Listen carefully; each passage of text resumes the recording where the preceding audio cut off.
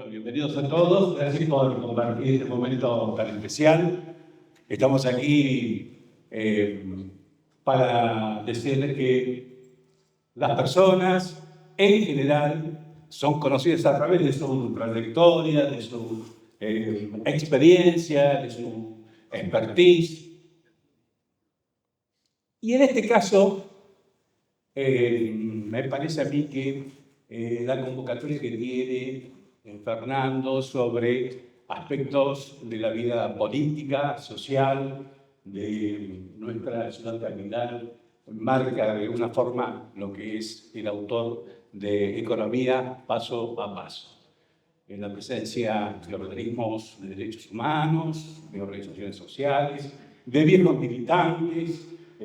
Hablo así medio tembloroso porque tengo miedo de equivocarme de algunos, de muchos compañeros de lucha, de funcionarios, de legisladores, tanto comunales como provinciales y también miembros del Poder Judicial. Esta característica me parece que es importante decirlo en función de que hablar de economía no nos convoca a todos. Vamos a ser reales, nuestro país vive situaciones económicas desde que tenemos noción. Y cada tanto aparecen justamente nuevas fórmulas, nuevos tecnicismos, nuevos planes, nuevas formas de decir en qué proceso estamos. Se trata de evitar palabras duras, se retoman palabras duras en la economía, pero bueno, siempre cuando se habla de economía aparece una dicotomía. Que la economía siempre deja de lado al hombre, a las personas. Y este es el desafío que se ha tomado Fernando con Economía Paso a Paso. Es un libro para leer. Es un libro que habla claramente de todos los aspectos de la economía, de nuestra historia, de los conceptos viejos, de los conceptos nuevos, el carry trade, la estadística de Gini, lo que significa el Producto Bruto Interno. Tiene eso, pero su explicación es amplia, es para el conocimiento de todos nosotros, es fácil de leer, es para leerlo en el colectivo, es para leerlo con los compañeros en la mesa, con la familia, es atractivo y justamente me parece que es una buena oportunidad para ligarnos con la lectura, dejando un poco de lado la tecnología, que también es un fenómeno económico, pero que evidentemente nos va a ayudar mucho a entender aún más este proceso que estamos viviendo en el mundo globalizado desde hace ya tiempo, de lo que la economía tiene un aspecto pero tan trascendental. Estamos viviendo la pelea de los poderosos para quedarse con la renta de la gente. Hace mucho tiempo, en los 80s, se pensaba filosóficamente que la economía tenía que resolverle el problema a la gente para que el trabajador trabajara menos y tuviera más con su familia. Eso capotó, eso no existe más. La verdad, estamos en ese sentido más complicado. Pero existen los Fernando Sacoliani que nos plantean un libro sobre economía, claro, vasto, entendible, pero no es un libro solamente de economía. Es un libro político. De tal manera que los invito a que compartan eso y sobre todo sus conclusiones, porque además de hacer un análisis, además de ser objetivo justamente de todos los procesos que hemos vivido y que la historia económica de Argentina también plantea una propuesta. Y eso es lo valedero porque habla de Fernando en toda su trayectoria, un hombre joven, pero que evidentemente el auditorio marca que en su juventud, en su tarea diaria, es un buen tipo y eso es lo mejor. Fernando, muy buena acogida del libro, ojalá que se pueda vender mucho para que tengamos otros libros más y gracias por hacernos compartir este momento. Bueno. Señoras y señores, la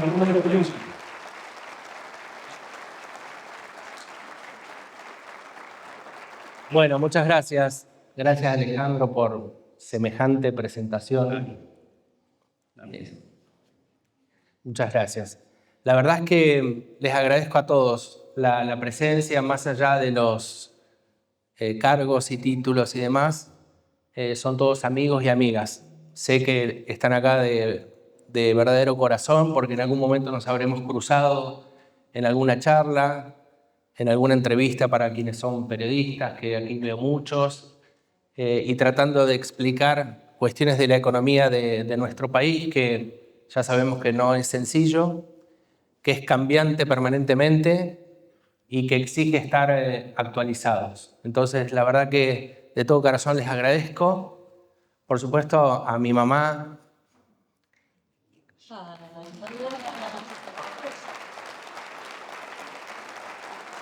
Bueno, a mis hermanos que vinieron de Zapala, a mi cuñado, por supuesto a mi esposa, Milena, a mis 4 hijos. Pues son, bueno, el motivo por el cual uno vive, ¿no? Así que muchas gracias por el amor de todos los días. Este es un libro de divulgación económica, no es un libro para la academia, no tiene fórmulas, no tiene funciones matemáticas, no tiene gráficos. Y la verdad es que así lo pensé y así se fue dando en el proceso de escritura. Y mucho de este libro surge de esas charlas, esas clases en la época de docencia universitaria, esas entrevistas o columnas en distintos medios de comunicación que me obligaban a actualizarme, a estudiar distintos temas de economía y a explicarlos de la forma más fácil y más clara. El principio del libro tiene una frase de Scalabrini Ortiz, que seguramente la habrán escuchado en reiteradas oportunidades, reversionada. Yo no he sido la excepción, la puse reversionada. Pero Scalabrini Ortiz, que era un ensayista, un escritor, había dicho que si escuchaban a alguien hablar de economía y no le entendían, era porque alguna macana o algún perro te quería meter. Bueno, yo siempre tomé esa frase y traté en cada exposición, en cada intervención y cada vez que me tocó llevar adelante una función, en su momento como secretario de Hacienda de la Universidad del Comahue, que también hay compañeros de la universidad, luego como concejal, ahora como secretario de Finanzas del municipio de Neuquén, siempre traté de explicar hechos de la economía de la forma más fácil posible. ¿Por qué? Porque entiendo que el entender de economía es un derecho y no un privilegio. Creo que el saber es un acto de supervivencia en nuestro país. Entender la economía en nuestro país es un acto de supervivencia. Y entonces me parecía que ponerlo en palabras fáciles y claras era un aporte que yo podía hacer a ese debate, a esa charla de los domingos de la familia, a esa charla de café, a ese debate que muchas veces nos damos. Ustedes saben que en Argentina se habla de fútbol y de economía. De fútbol no podía ser un libro, pero quizá el próximo. Aparte soy de Boca y no estamos pasando un buen momento. Pero sí me parecía hacer un aporte al debate y a la charla familiar, entre amigos, de la economía. Este libro está estructurado, tiene 2 partes. Tiene una primera parte de principios generales de la economía, porque me parecía que había que partir de conceptos básicos de la economía para luego sí adentrarnos en la historia económica argentina o la economía argentina. Me parecía que tenía que ser así porque en la primera parte van a encontrar las escuelas económicas, desde los clásicos de Adam Smith hasta la escuela austríaca, que me la tuve que poner a estudiar porque la verdad que son esas cosas novedosas, pero ahora está muy en boga. Entonces había que poner en esta primer parte esas escuelas de la economía, ese origen y la posición que las distintas escuelas tienen respecto del mismo tema. Que eso es lo interesante de la economía, porque un mismo concepto, una misma problemática, depende cómo lo abordes y depende de la escuela a la que adhieras y apliques política económica, es el resultado que puede tener. Entonces me parecía que era importante plantearlo en el inicio del libro. Y el libro está despojado, Alejandro decía, es un libro desde lo político, es cierto, porque todos los actos que nosotros hacemos en nuestra vida son políticos, pero el libro está despojado de cuestiones ideológicas, porque me parecía interesante que sea así. Yo decidí que sea así, que esté despojado de cuestiones ideológicas, para que el lector la lectora, forme opinión crítica a partir de su lectura.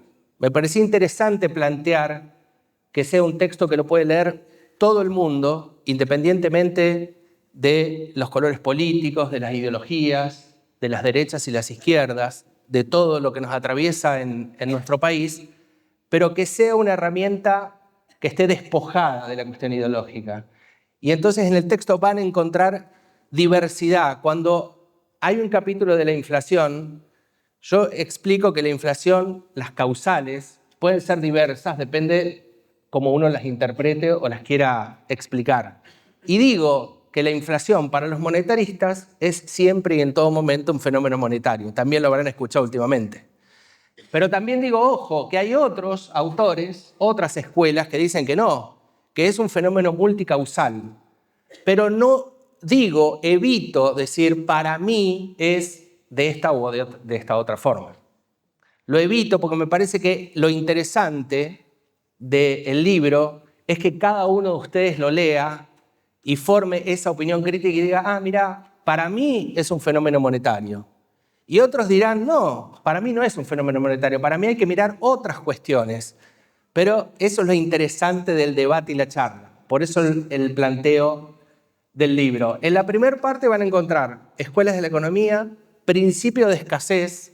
El principio de escasez es la raíz del problema económico, ¿no es cierto? Cómo uno, con recursos escasos y demandas insatisfechas, uno trata de resolver determinadas situaciones.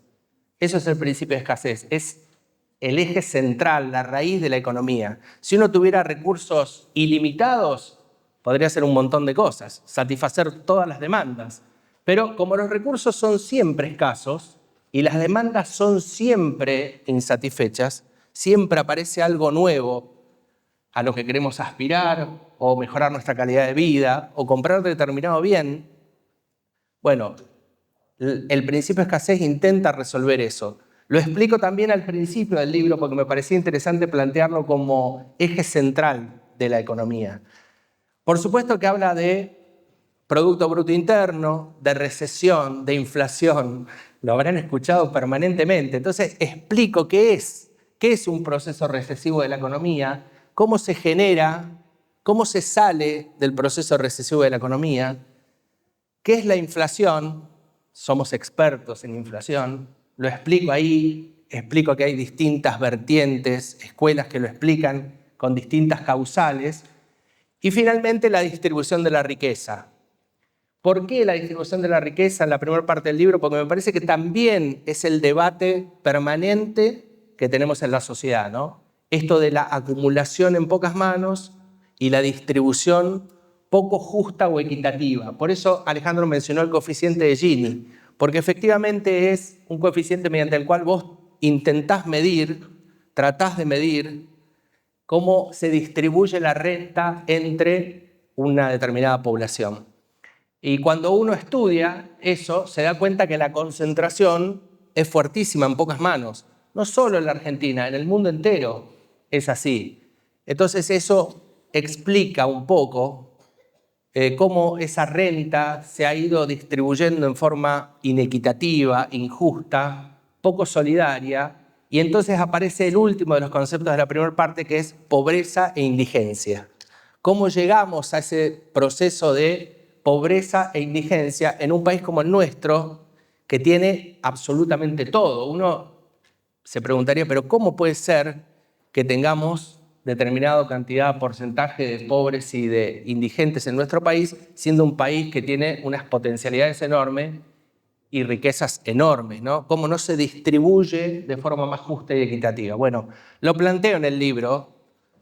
Por supuesto que doy ahí sí, doy mi opinión, doy mi visión, pero lo hago como una descripción para que cada uno de ustedes diga, ah, efectivamente, mira, me parece que sí, que es así, u otras dirán, no, para mí no es así y está bien que se concentre o adhiero a la meritocracia. Otros dirán, no, me parece que no, me parece que es una cuestión de punto de partida, ¿no? ¿Cómo salimos del mismo punto de partida todos? Entonces, bueno, cada uno formará su opinión crítica sobre el texto. Y la segunda parte del libro ya sí es de economía argentina, porque me parecía que el texto tenía que tener un raconto rápido, por supuesto, de la historia económica argentina, desde su conformación como república hasta nuestros días.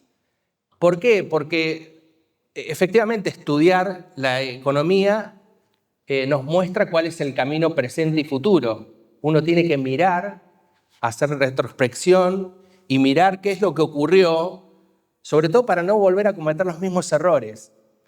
Pero lamentablemente en el proceso de escritura, que llevó un año, ahora les cuento de eso, yo mientras escribía algunas cuestiones digo, pero esto ya lo vi, ya lo escribí. Y resulta que no, que era lo mismo pero puesto en otras palabras. Hay un capítulo del endeudamiento con el Fondo Monetario Internacional que es muy interesante porque yo ahí explico qué es el Fondo Monetario, cómo fue constituido en 1944 en Bretton Woods, explico el proceso de endeudamiento de la Argentina con el fondo y mientras iba escribiendo digo, claro, en algunos momentos la receta era la misma, era endeudamiento y ajuste, el ciclo era el mismo, pero la presentación frente a la sociedad era distinta. De la Rúa, por ir a los más contemporáneos, decía, es el blindaje, con esto nos salvamos, es el blindaje. Y era endeudamiento y ajuste. Después dijeron, no, es el megacanje. Y otros decían, no, es el reperfilamiento. Entonces, el proceso era exactamente igual, que era que íbamos a pedir plata prestada al Fondo Monetario y el Fondo Monetario nos daba una recetita que es la misma receta de 1944, porque el estatuto del Fondo Monetario es el mismo de 1944 desde su constitución. E incluso hasta algún presidente llegó a decir hay que enamorarse de Christine Lagarde, era en aquel momento la directora. Fíjense cómo iban planteando distintas presentaciones de lo que resultaba ser igual. Bueno, el libro cuenta todo ese transcurrir, ese devenir de la Argentina en distintos temas. En la inflación, en el endeudamiento, en el déficit fiscal. Y cómo también aparecían palabras o frases novedosas, también lo cuento. En Argentina somos los reyes de las frases y demás. Entonces, allá por los 80 estaba el desagio. Entonces todo el mundo iba a decir, che, ¿qué es el desagio? Bueno, o la tablita de Machinea, ¿se acuerdan? Machinea fue un ministro de Economía, la tablita de Machinea. Bueno, todo era pérdida del poder adquisitivo y pérdida del valor de nuestra moneda, pero todos lo presentaban de una manera distinta. Argentina tuvo 5 veces cambiado su denominación de la moneda, nos cambiaron 5 veces la denominación y perdimos 13 ceros desde que somos república. Imagínense el lío que habremos hecho, que hemos cambiado todas estas veces. Pero bueno, yo lo presento en el libro, hago esta historia, cuento esta historia de la historia económica argentina y le voy agregando conceptos que son bastante novedosos, pero que los incorporamos en el lenguaje habitual nuestro.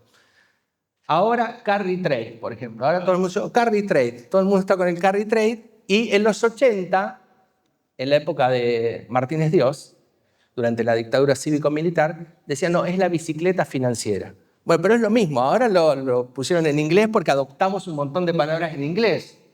Entonces la globalización hizo que tengamos dentro de nuestro lenguaje un montón de palabras que fuimos adoptando. Carry trade es una de esas, pero es la famosa bicicleta financiera de la época de la plata dulce. Y ahora volvimos a eso. Y fíjate que pasaron 40 años, más de 40 años, y cómo volvimos otra vez a tasas de interés altas, dólar planchado, bueno, todo lo que más o menos ya han escuchado en estos últimos tiempos en nuestro país. Bueno, yo lo voy contando eso. Lo voy contando siempre intentando, el texto va mostrando distintas etapas, pero siempre lo que van a encontrar en el libro es distintas posiciones del mismo tema. Y eso me parece que es enriquecedor, porque un poco nuestra sociedad está en el permanente Boca River, en la grieta, ¿no? Y me parece que hay otra forma de explicar la economía, no solo la política, también la economía. Y Alejandro lo decía, poner por delante el ser humano por sobre los números, las planillas de Excel y demás. Cuando hoy escuchamos el tema del superávit, el superávit no es una planilla de Excel. No es eso, no es que te cierre y diga, uy, buenísimo, me dio bárbaro. No, atrás hay personas que sienten, que aman, que extrañan, que trabajan, que estudian. Y entonces tiene que estar puesto la economía destinada a esa gente, a mejorar el bienestar de esa gente, a mejorar la distribución de la riqueza para toda esa gente.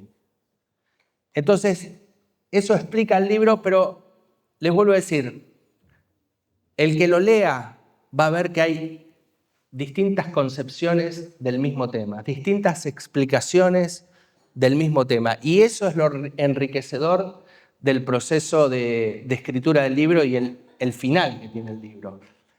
Les quería contar algo del proceso de escritura. Yo hace muchos años que venía escribiendo, porque preparaba cada charla o cada clase en la universidad cuando me tocó, o cada entrevista o cada columna que tenía que escribir o tener en algún medio de comunicación. Pero lo preparaba, lo escribía, porque me servía para mí, porque al otro día tenía que salir en algún medio a explicar algo o dar una clase. Y esos documentos yo los fui guardando, algunos en papel, me voy a delatar la edad, y otros digitalmente. Y siempre decía, bueno, en algún momento lo voy a compilar y va a ser un libro. Pero bueno, la vida a veces nos lleva para otros lados, ¿no? Y los tiempos son escasos, como el principio de escasez, ¿eh? ¿Quién no quisiera tener menos edad y más tiempo? Así que cuando tenía ya bastantes documentos escritos y siempre decía, lo voy a compilar y va a ser un libro, siempre lo postergaba porque distintas obligaciones iban haciendo que sea así. Hasta que hace un año aproximadamente, en agosto, tomé contacto con la editorial Galerna y ellos estaban atrás de un proyecto de estas características y yo les planteé que me parecía interesante hacerlo, que era un buen momento para hacerlo. Me pidieron que les mande lo que había escrito, les mandé todo y escaneé lo que estaba en papel y se lo mandé. Y se contactó conmigo una correctora, una redactora. El mundo editorial es algo maravilloso y nuevo para mí, que yo no soy escritor, digamos, así que era una cosa novedosa. Se comunicó conmigo, hicimos ahora videollamadas, que es fantástico también. Entonces me dijo, mira, nos gustó mucho lo que escribiste, pero hay que enriquecerlo, hay que darle cuerpo de libro, hay que ponerle gramática, tiempos verbales, redacción. Yo no tenía eso, lo mío era como papeles de trabajo para los que son contadores y saben, bueno, que un papel de trabajo era como... Entonces, en ese proceso de ida y vuelta, se enriqueció mucho el libro porque la redactora, la correctora, es gente maravillosa que sabe de libros. Entonces ella me iba diciendo, bueno, pero mira, agregá acá, amplía este concepto algo antes tiene que tener porque si no, no se entiende. Entonces, en ese ida y vuelta que duró un año, llevó un año, se enriqueció mucho el texto de aquello que yo tenía originalmente. De hecho, cuando a veces me volvía una corrección, yo decía, qué bárbaro, ¿quién escribió esto? Qué maravilla. Claro, yo no pude haber escrito esto. Claro, la idea fuerza quedaba, el concepto quedaba, pero la redacción, los modos, el modo de escribir, eso era muy enriquecedor. Entonces, cuando ya nos íbamos aproximando al final del libro, porque lo queríamos editar en agosto, porque yo dije, lo quiero presentar en la Feria del Libro de Neuquén, por la importancia que tiene la Feria del Libro. Por supuesto que ni me imaginaba estar acá. Yo siempre hemos venido con Belén y mis hijos a comprar libros o a ver ponencias o presentaciones. No me lo imaginaba. Cuando se lo conté a la Tana, le digo, Tana, vos decís a Mariano, voy a escribir un libro, tengo un libro, no me acuerdo cómo fue en su momento. Y dije, me gustaría que esté para la Feria del Libro. Y los dos, bueno, si está en agosto, metele. Y acá estamos. Así que, bueno, por supuesto, emocionado por el libro que finalmente está acá y que tiene un final, esto sí les quiero contar, no sé cómo estamos de tiempo, Ale. Estamos bien. Estamos bien. Tiene un final que es esperanzador, que eso también me parecía importante, dejar un final esperanzador, porque tenemos potencialidades enormes en la Argentina. Entonces, después de haber hecho un raconto y después de contar estas idas y vueltas, estos vaivenes de la economía, esta cuestión pendular que tenemos de esto, pero esto ya lo vimos, ya pasó, esto ya intentaron instalarlo en nuestro país, no anduvo, todo eso, me parecía interesante dejar un mensaje esperanzador por esto de las potencialidades que tiene nuestro país. Digo, tenemos una diversidad geográfica enorme, una diversidad climática enorme, recursos naturales fantásticos, digamos, ¿no? El litio, los hidrocarburos en nuestra provincia, que es una oportunidad, ¿no? Pero ayer lo escuché al gobernador, después a vos también, Mariano, Pepe, a todos, digo, es una roca, y es verdad. Digo, uno tiene que hacer un montón de cuestiones para que esa roca finalmente sean recursos, y ahí viene el secreto, la distribución de esos recursos, ¿no? Que no concentre. Tenemos mar, con la pesca, con todo lo que implica. Es decir, tenemos una potencialidad enorme como país y como pueblo, porque si hay algo que tenemos los argentinos y argentinas es capacidad de resiliencia. Vieron que, pum, cae una crisis y nos levantamos enseguida. Viene otra crisis y nos levantamos enseguida. Y eso no todos los países o los pueblos del mundo lo tienen. Y me parece que es un activo ese, importante. Entonces, el mensaje final es esperanzador. Las conclusiones son las conclusiones de un libro de divulgación económica donde dice, miren, esta es la situación, pasamos por esto, tenemos esto, y el final, de palabras finales del libro, que si me permitís, Ale, lo voy a leer, Sí. Es esperanzador. El libro, en su gran parte, está explicado objetivamente de todo el proceso de la economía y de la situación económica argentina. Pero el mensaje, Fernando, se pone en primera persona y habla como un habitante más para plantear su propuesta de salida, que no es, las últimas dos carillas son un poco más. Sí, voy a leer los últimos 3 párrafos. Lo voy a spoilear, pero cómprenlo. Por favor. No se queden con el... No se queden con el final. No, por eso. Lo voy a spoilear, pero lo compren, porque lo anterior es lo enriquecedor. Es cierto. Bueno, dice, un futuro de esperanzas y oportunidades. A pesar de los desafíos actuales, la economía argentina tiene un potencial extraordinario. Si logramos reducir la inflación, mejorar la competitividad, generar un clima de confianza y consensuar políticas de largo plazo, podremos avanzar hacia una etapa de crecimiento sostenido y estabilidad. Las decisiones que tomemos hoy determinarán el destino económico del país en las próximas décadas. Es posible que el camino no sea fácil. El futuro requerirá sacrificios y esfuerzos colectivos. Sin embargo, tenemos una oportunidad única de aprender de nuestras experiencias pasadas, corregir los errores cometidos y construir un futuro más prometedor. La historia de la Argentina está llena de momentos de superación y resiliencia. Y con determinación, trabajo conjunto y una visión clara, podemos superar los obstáculos que se nos presenten. En definitiva, el futuro de la economía de nuestro país depende de nosotros, de nuestras decisiones colectivas. Es un futuro que se puede construir con confianza, esfuerzo y unidad.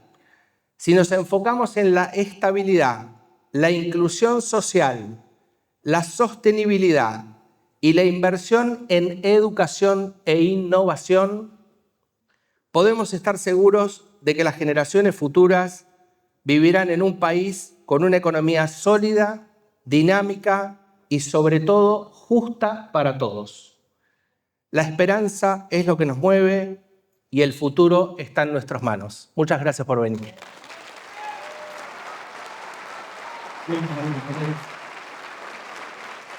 Gracias.